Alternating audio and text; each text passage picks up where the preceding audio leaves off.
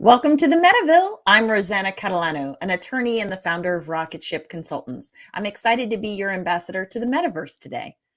And I'm Nathan Moon, an attorney and the content director for Rocket Ship Consultants.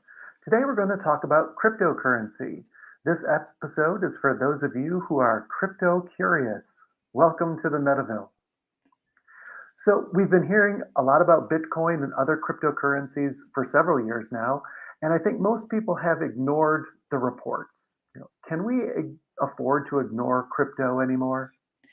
No, I don't think we can. The digital asset sector has a market value of more than $2 trillion, and that's trillion with a T, trillion dollars, and it has more than 200 million users.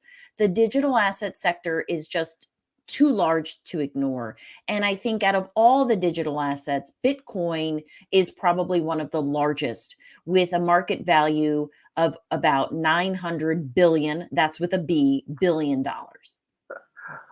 It's true. In fact, I know that both you and I have recently gotten involved in the cryptocurrency markets. So it's been very interesting. But can you tell us what is a cryptocurrency?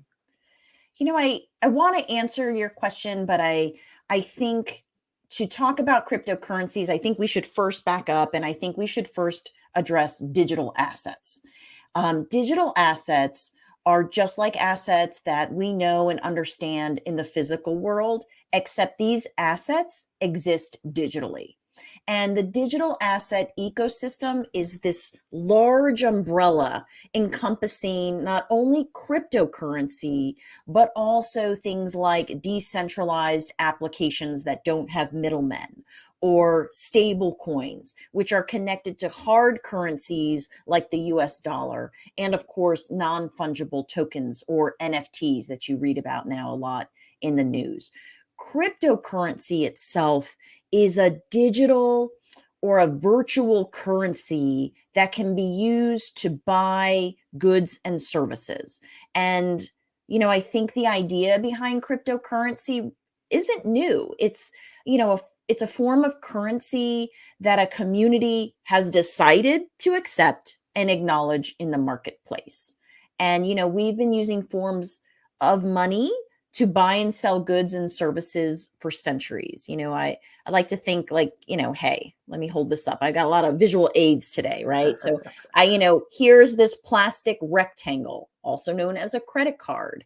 And I use it to pay for things. And in the same way that this little plastic card on its own has no value, because there is a community of people and a marketplace that accepts it, it represents real dollars and cents.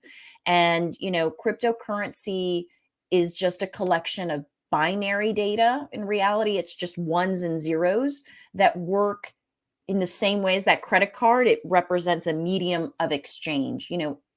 I like to think of it as a digital token. Hold up, I have more visual aids, right? So for, if you've ever been to Las Vegas, you understand that each casino has different tokens. And if you win tokens at the Bellagio, right, then you can use the tokens to move around and do things at the Bellagio. But you can't use a Bellagio token at the Luxor casino. That's that big pyramid looking casino, right? You can't use your Bellagio token at the Luxor casino, and vice versa. Each casino has its own token. Well, a lot of immersive digital worlds and experiences online have developed their own tokens or cryptocurrency. And you have to have the right cryptocurrency to move around and participate in the economies of these places. So this is why we have different types of cryptocurrencies like Bitcoin, Solana, Ethereum, Dogecoin, and Cardano, right? Just to name a few.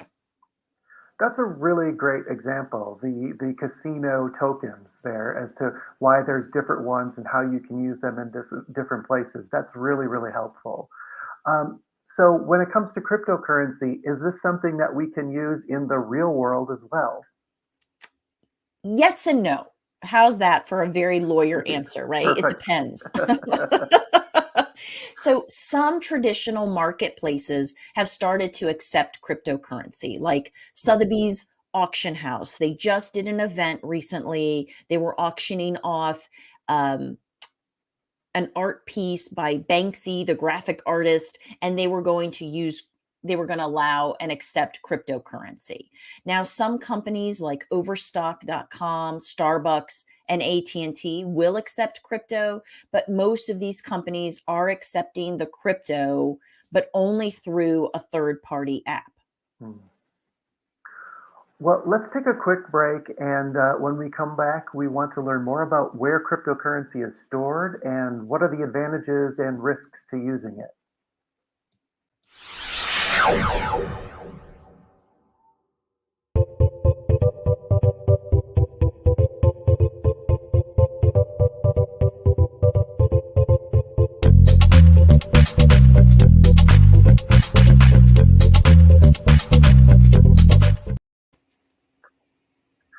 Welcome back.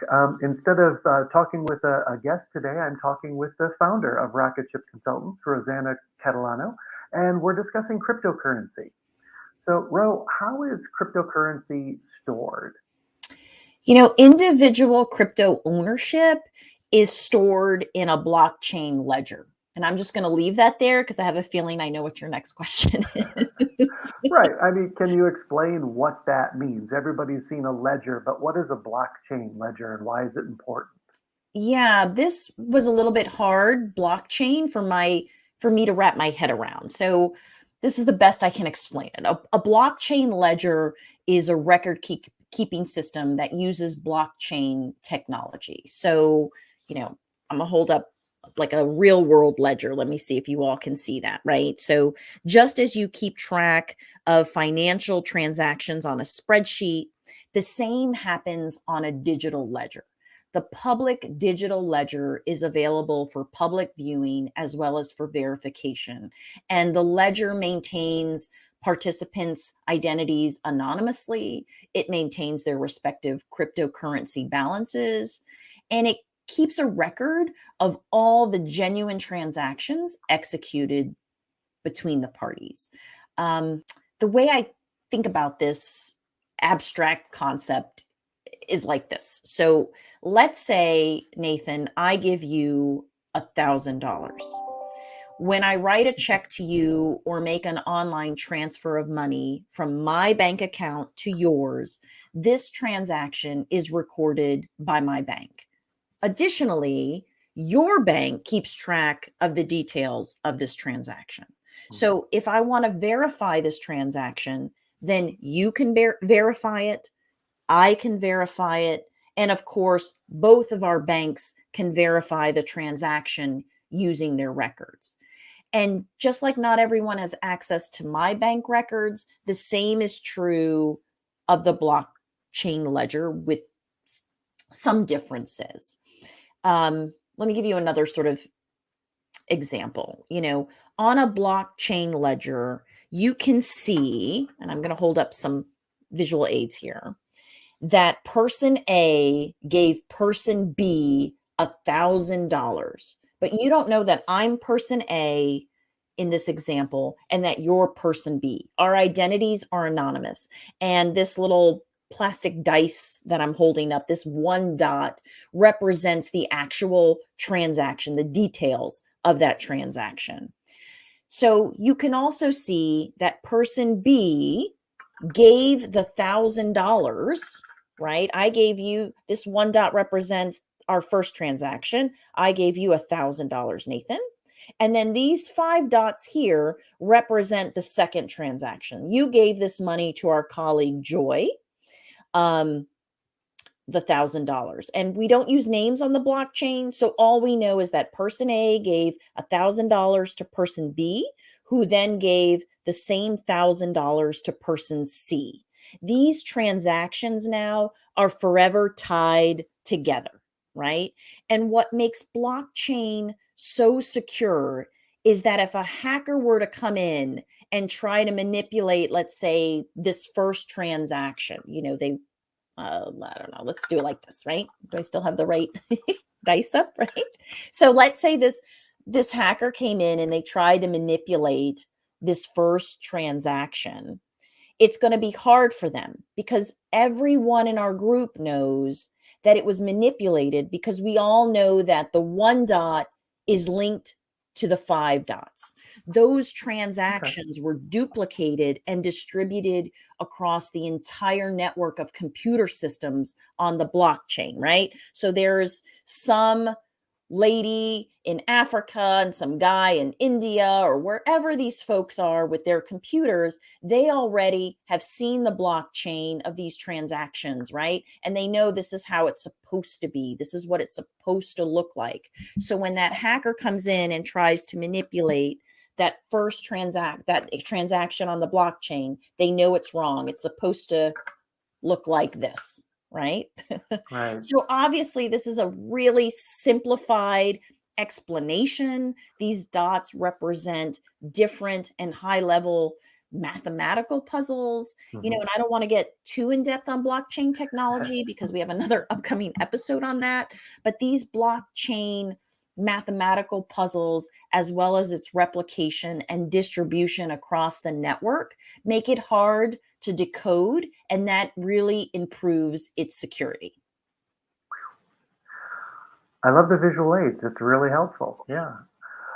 So it sounds a little bit complicated, but as you've gone through it, you can kind of understand where this is coming from, why it's secure, why people might want to use it. What are the advantages of crypto?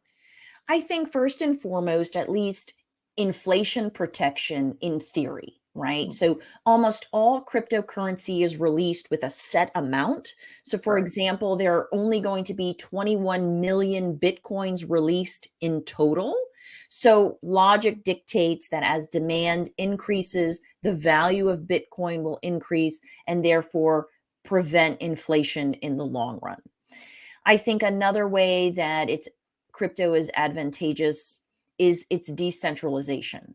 These cryptocurrencies are mainly decentralized, and many cryptocurrencies are controlled by the developers using it and those who have a significant amount of the coin. The decentralization helps keep the currency monopoly free and in restraint. So no single organization can determine the flow and worth of the coin, which in turn will keep it stable and secure, unlike fiat currencies or fiat currencies. I've heard it pronounced a couple different ways, which are controlled by the government. Mhm.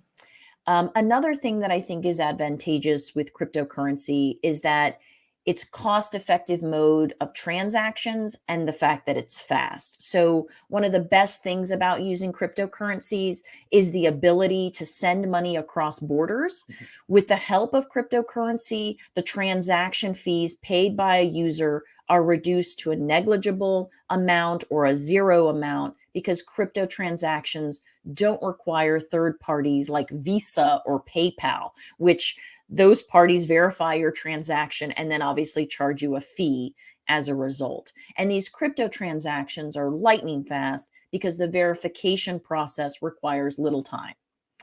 And lastly, I think what makes crypto advantageous, I talked about it earlier with the blockchain, is its security and privacy. Cryptocurrencies use the blockchain ledger, and that blockchain ledger makes cryptocurrency safer than ordinary electronic transactions.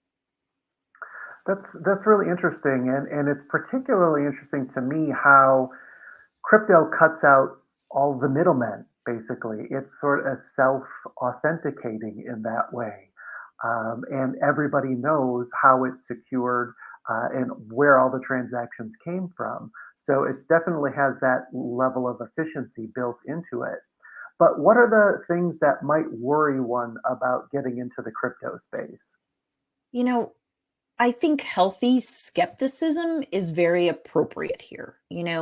Because developers are trying to make crypto hacker proof, Mhm. it means that if you lose your key or your password to your crypto wallet, you're Right, out of luck. right. Um, and I don't know anyone in their lifetime that hasn't misplaced their keys or had to reset a password. I probably do it once a week. Right. So it's very worrisome to me in that regard. Another thing that I think you need to kind of have your radar up about is, they tout crypto as decentralized, but in reality, the flow and amount of some of these cryptocurrencies within the market is still controlled by the crypto's creator and some organization. So these holders can manipulate the coin for enormous swings in its price. And I think that, with governments, at least in the United States, I'm speaking, that, we know who is in control. We have elected Mhm. officials, and if they're not doing what they're supposed to, we can oust them, right? We can elect Right. them out.